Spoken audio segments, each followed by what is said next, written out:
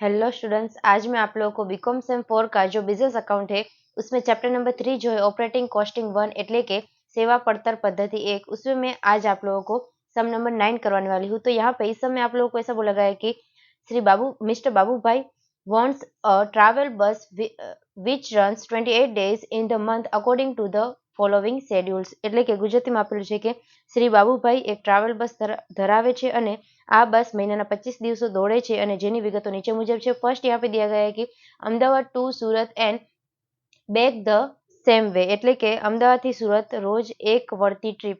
यहाँ पे one side distance दिया गया है, डेज रन दिया गया है और ऑक्यूपाइड सीटिंग कैपेसिटी भी दिया गया है। सेकंड है Ahmedabad to Rajkot and back the same way એટલે કે અમદાવાદ થી રાજકોટ રોજ એક વળતી ટ્રીપ। यहाँ सेम टू सेम इसी तरह से कि one side distance, days run और ऑक्यूपाइड सीटिंग कैपेसिटी। देन उसके बाद थर्ड यहाँ पे है कि अहमदाबाद लोकल दिया गया है એટલે કે अहमदाबाद शहर स्थानिक आपेलू है। डिस्टेंस कवर्ड पर डे दिया गया है, डेज रन दिया गया है, ऑक्यूपाइड सिटिंग कैपेसिटी भी दिया गया है। देन उसके बाद फोर्थ में दिया गया है कि अदर इन्फॉर्मेशन में यहाँ पे सारे एक्सपेंसेस दिए गए और फिफ्थ में यहाँ पे the bus has capacity of 50 person એટલે કે બસની કુલ બેઠક ક્ષમતા 50 પેસેન્જરની છે। उसके बाद आगे यहाँ पे ऐसा बोला गया है कि from the above information calculate fare per passengers kilometers if he wants to earn 33.33% profit on his taking એટલે કે ગુજરાતીમાં એવી રીતના આપેલું છે કે ઉપરોક્ત વિગતો પરથી ભાડા પર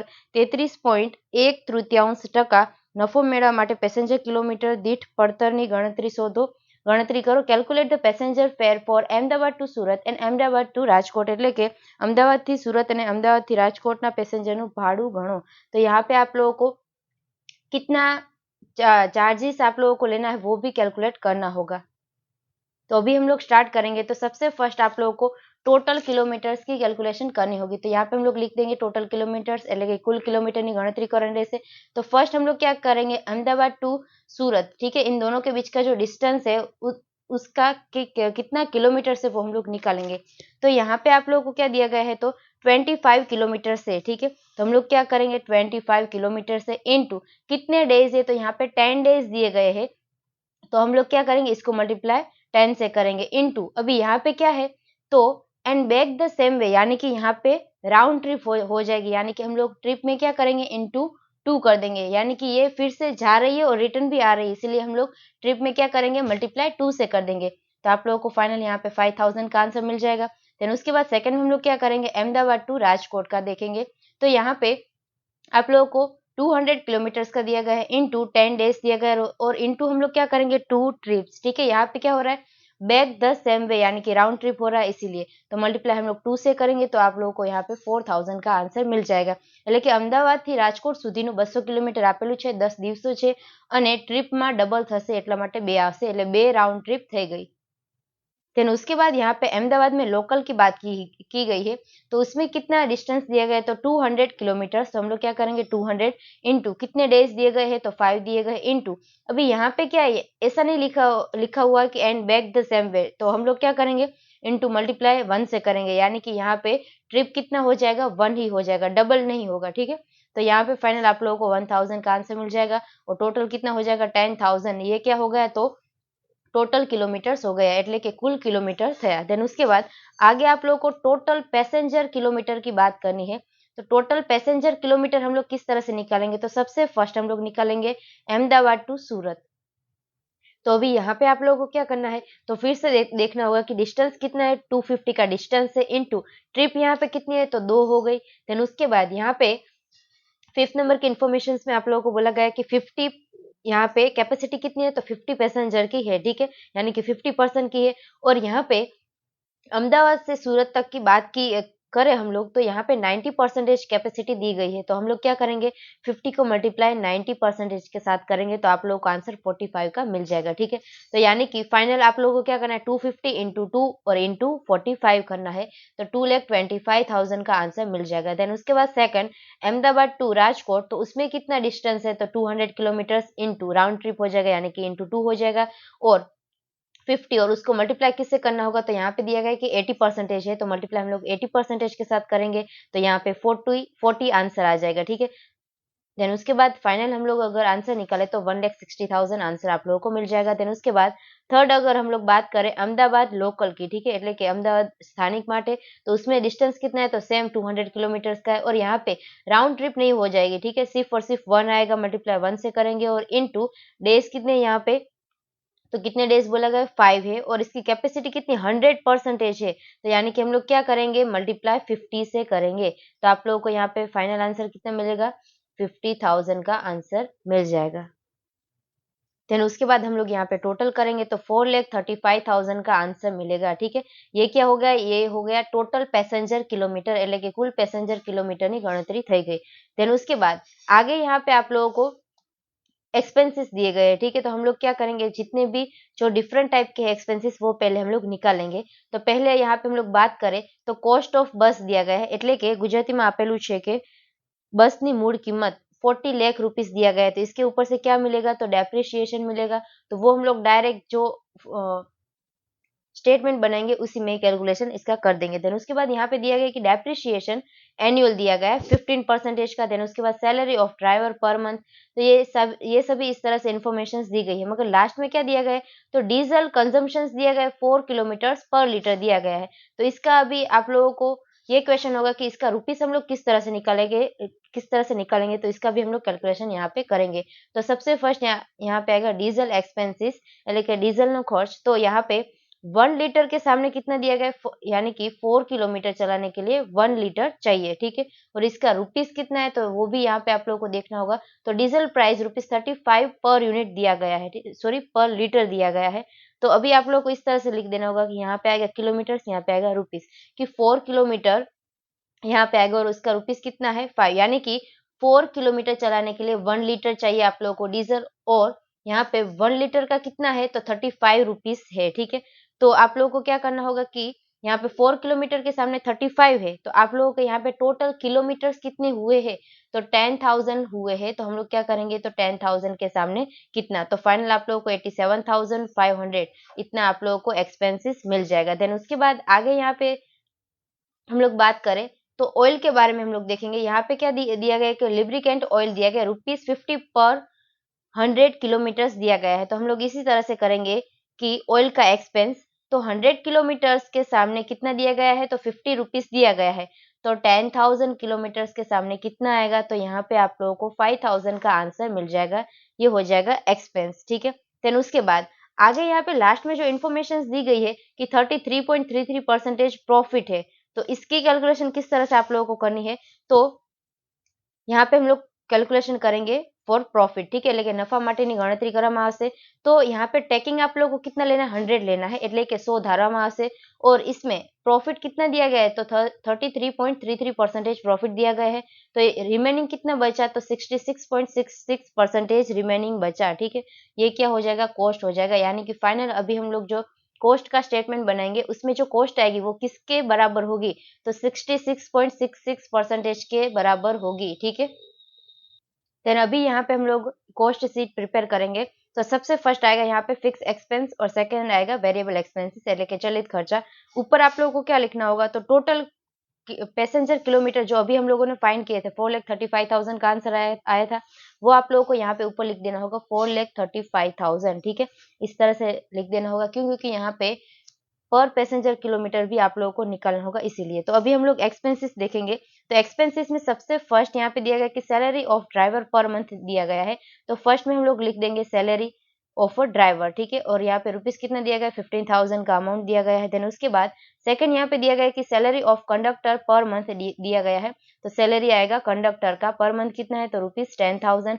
देन उसके बाद other administrative expenses per month दिए गए हैं, तो वो कितने हैं 38,500, ठीक है।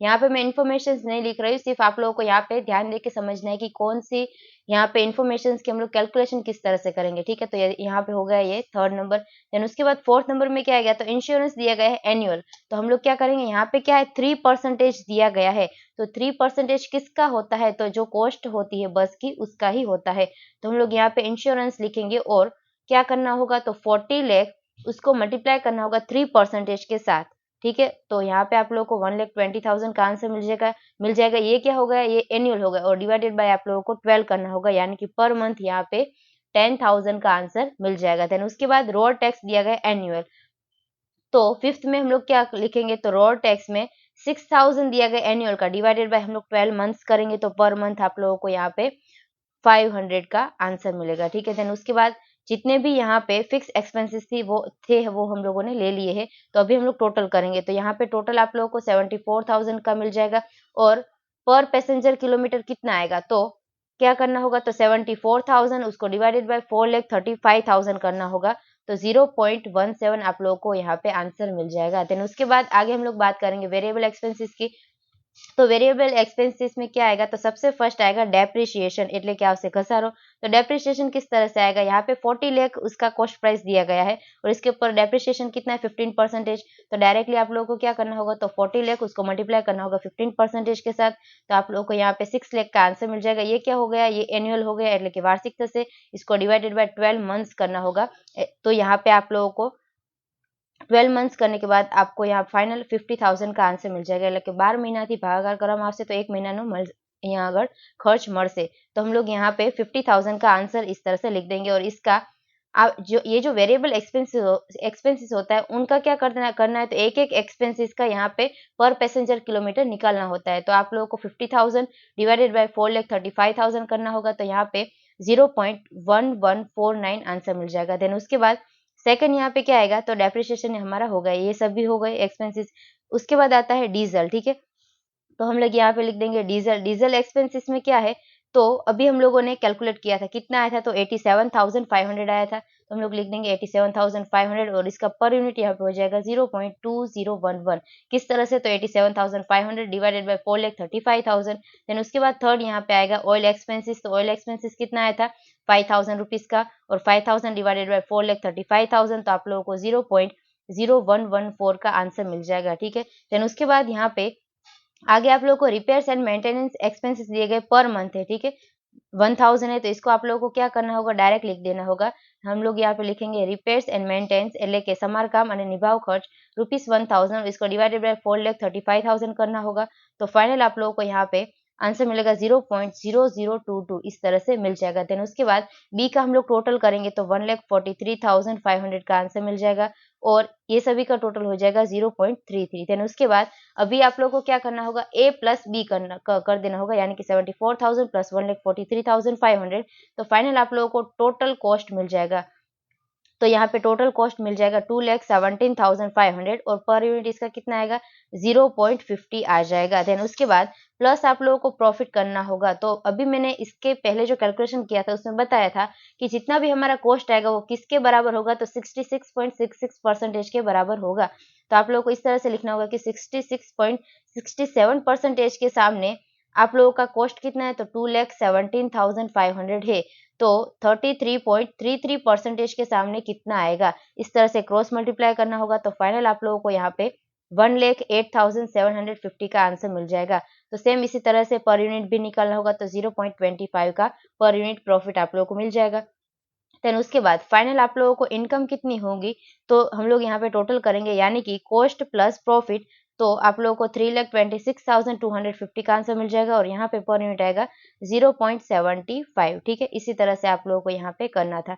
देन उसके बाद आगे यहाँ पे आप लोगों को ऐसा बोला गया कि कैलकुलेट द पैसेंजर फेयर पर for Ahmedabad to Surat and Ahmedabad to Rajkot. तो ये आप लोगों को किस तरह से कैलकुलेट करना है, तो એટલે ગુજરાતીમાં એવી રીતનું આપેલું છે કે અમદાવાદથી સુરત અને અમદાવાદથી રાજકોટનું પેસેન્જર ભાડું ગણો, तो वो आप लोगों को किस तरह से काउंट करना है। तो आप लोगों को पर यूनिट कितना मिला 0.75 मिला है। ठीक है, ये हम लोग कैलकुलेशन करेंगे अहमदाबाद टू सूरत। तो पर पैसेंजर किलोमीटर यहाँ पे कितना मिला, यानी कि इनकम आप लोगों की कितनी हुई 0.75, यहाँ पे हम लोगों ने अभी आंसर फाइंड किया। ठीक है, 0.75 आया, उसको मल्टीप्लाई करना होगा डिस्टेंस के साथ, यानी कि अहमदाबाद टू सूरत का डिस्टेंस कितना है 250 का डिस्टेंस है।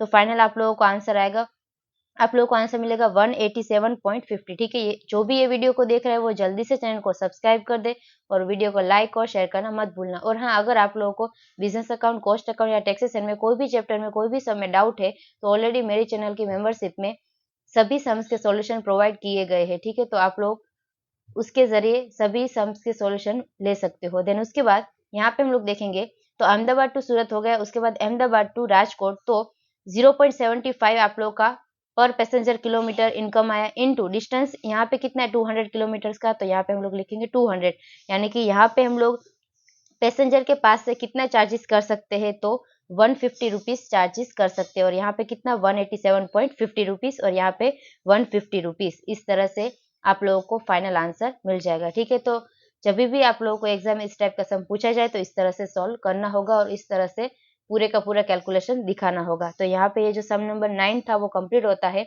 I hope you understand and thank you all.